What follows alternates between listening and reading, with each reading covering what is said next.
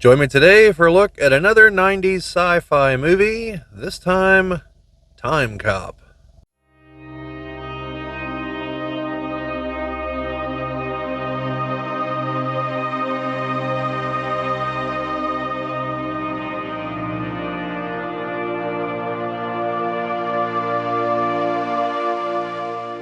This is the Geek Cabal channel. My name is Bobby, and today we're going to be looking at another 90s sci-fi movie, Timecop, with Jean-Claude Van Damme. Also starring Mia Sara as his wife, whom you may recognize as Sloane, I believe was her name, in Ferris Bueller's Day Off, Ferris Bueller's girlfriend. Or possibly for her role in the movie Legend as Lily, if I remember correctly. There's a movie I need to do a video on someday. The Ridley Scott fantasy movie from the 80s, starring Tom Cruise. And Tim Curry is the devil-like villain. Let's see. Who else do we have in the movie? Ron Silver, I believe, is the main villain. And then we have some other assorted people that you'll probably recognize in parts here and there. But those are the main people the story revolves around. So, being that this involves time travel, this is pretty thoroughly steeped in the sci-fi end of things. I really should come up with a scale, like maybe a 1 to 10 scale or 1 to 3 or something for just how sci-fi these things are. So we'd have like Dark Angel be kind of down towards the bottom, whereas again this one involves time travel, so it's pretty up there. So the modern portion of the movie took place in 1994, and the future portion is in 2004. So similar to Class of 1999 and Free Jack, they were smart enough to not set it really far into the future, so they wouldn't have to explain a bunch of societal changes and everything. However, they did, similar to Free Jack, make really stupid looking cars for the future. Because we actually don't see a whole lot outside of the, I think it's TCU, Temporal Cop Unit. I don't know. We don't really see a whole lot outside of that in the future. So, it's almost all like interiors and everything else. So they don't really, there's a smart filmmaking technique, so I had to show you the future. And it's close enough, you're like, and things aren't going to look that different. Again, except for the cars, which look stupid. In fact, Van Damme's car looks kind of like a miniaturized version of the APC from Aliens, but not quite as military and not nearly as cool.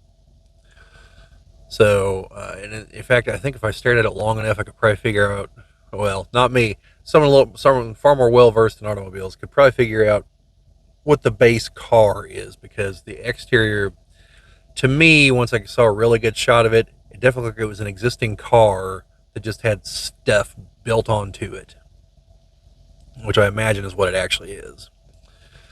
So anyway, aesthetic stuff aside, the plot of the movie is that in 1994, a scientist figures out how to travel in time. And not only that, but now that they know it's possible, the government has figured out it's probably already happened. Because as the opening scene of the movie shows, there is a robbery. A gentleman robs a wagon full caravan of Confederate gold. He's sitting there in the middle of the road, pouring rain. Guys come up like, "Oh, you need to get out of the road." He's like, "Oh, take your gold first." Thick Southern accents all around here that I'm not going to try to pretend to do here.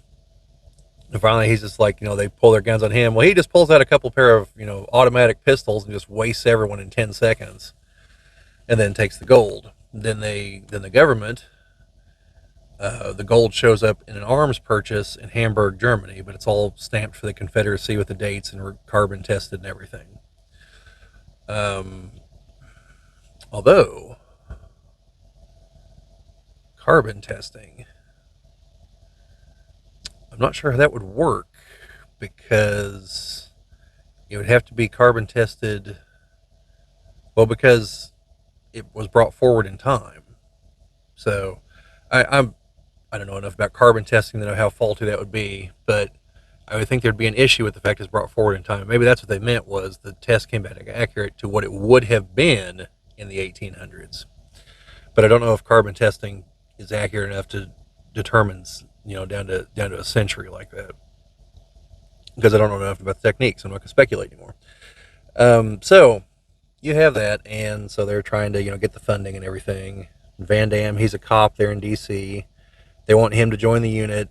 There's one of I think it's the police chief of the D.C. police. They want him to oversee it, and he goes home. He gets attacked. His house gets blown up with his wife in it, and then fast forward 10 years. Well, actually, I think you go back to 1929, which is where he has to go back to get his ex-partner because he showed up right at the stock market crash because he's going to buy a bunch of stocks in the future are going to be worth absurd amounts of money for pennies back in the past. And that's just one of the many things that you can do. The criminals are somewhat unimaginative in this movie with what they do with the time travel stuff. And I've got the feeling that if I really thought it through, there's some major inconsistencies with how things happen here. Because, okay, so they establish very early on in the movie that you can only go backwards in time. That you can't go forward because the future hasn't happened yet. So by that logic, if someone goes back and changes the past, like at all, and you go back to stop them, there can't be a return trip because you have changed something. The future you're going back to doesn't exist anymore. A future very similar to it might exist, but you have changed something.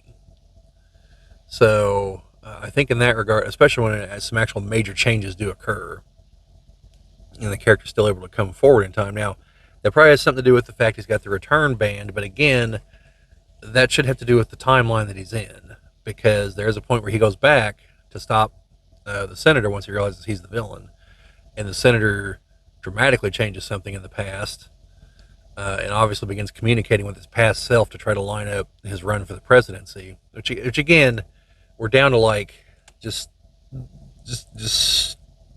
boring ideas what they're going to do. The senator's doing everything he's doing to get money to help him run for the presidency. He's not like, oh, well, maybe I should tell my past self, do vote for this bill, don't vote for this bill, and so on and so on. And, to tell his past self, hey, take $10,000 and invest in this. And in 20 years, it'll be worth this, or, 10 years. And instead, it's these grand, like, oh, let's go back and, send a guy back to the stock market crash of the 20s. And then, oh, let's go back and kill my partner that I was in business with to take over this chip company, instead of just, don't sell my half. That's all you got to do. And it's just like, it's like absurd levels of evil coupled with just like very unimaginative.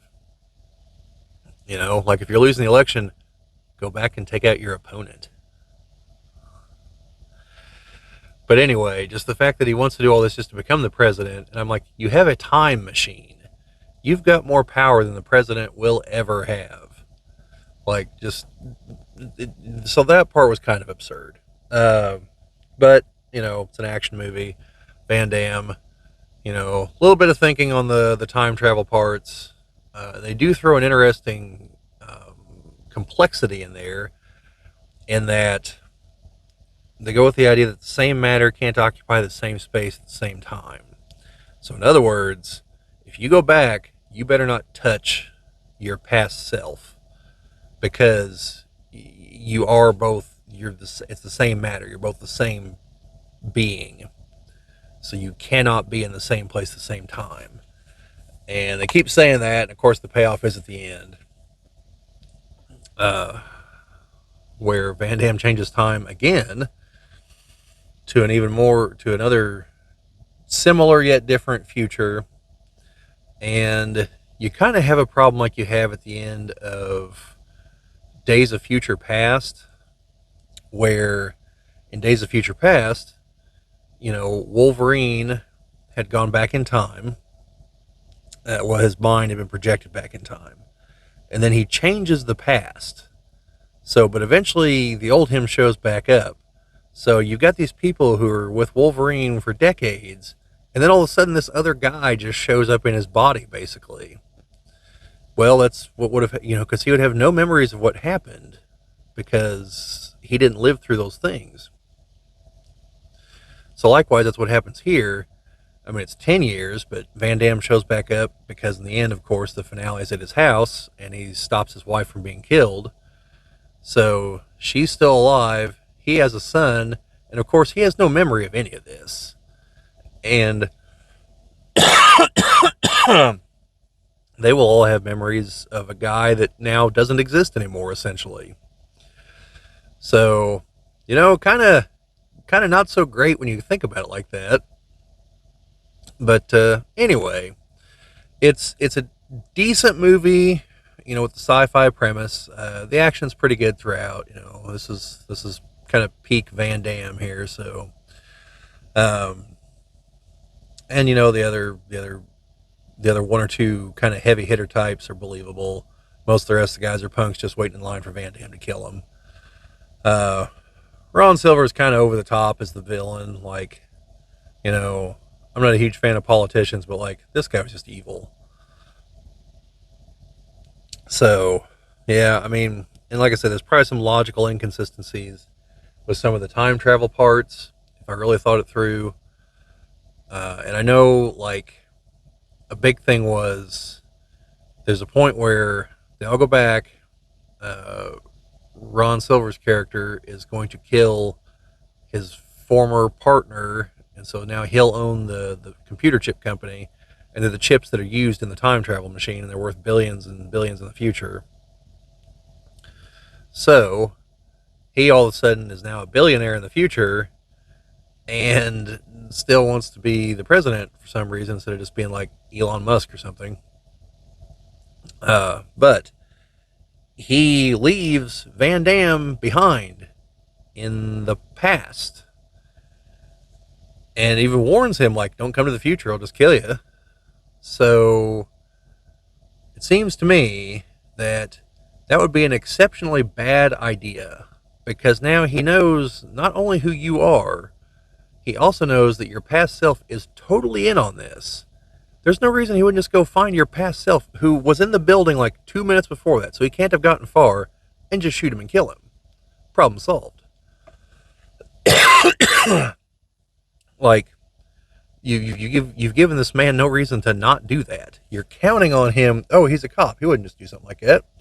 Which, by the way, at the end of the movie, he illustrates that, yeah, he kind of would. So, I mean, it's just one of those moments where you're just like, wait a minute here. You just warned the guy that you're going to, keep screwing with him via time travel. Why isn't he just going to end this problem in the past when you're defenseless? Which will solve all of his problems. So, and the fact Van Damme didn't do that, shows that maybe Ron Silver's character wasn't too far off the mark. But yeah, it's just, that part was kind of ridiculous. So anyway, it's a decent movie. It's definitely not a thinking man's movie by any stretch. You get the time travel, you get the discussion of how the ins and outs of how it works a little bit. The action's competent. The acting's okay. I mean, Van Damme, I'm never going to call him a great actor or anything. But here, he's playing a husband, and Mia Sara's not bad in it. The other characters. Ron Silver's not like cackling evil or anything, but the script makes him make questionable decisions. But his acting, it's fine. So, I don't know. This movie's maybe a 6, maybe 5.5, maybe 6. It had potential, And like some front, like I said, like the action front and everything, it fulfills that potential. But just don't know about the rest. So anyway, it's on Amazon Prime, like a lot of these other movies. So if you want to check it out, it's on there. It's probably elsewhere too, but be a link down in the description if you don't have Prime. Check it out. Um, Otherwise, keep an eye out for more future installments of me rambling about 90s sci-fi movies. Let's see. I just watched another one last night. Oh, the next one will be Darkman. So, yeah, keep an eye out for that. Anyway, let me know if you've seen the movie, all that stuff down in the comments. Did you like it? Did you hate it? You gonna watch it? Do you want to know more about it? And what else could I tell you about it? Do you want to start looking at other Van Damme movies? It's another Van Damme movie from the 90s. It's a sci-fi movie I might get to. Be Universal Soldier, in case you're curious. That one also has Dolph Lundgren. So we'll see on that. But otherwise, I'll see you folks later.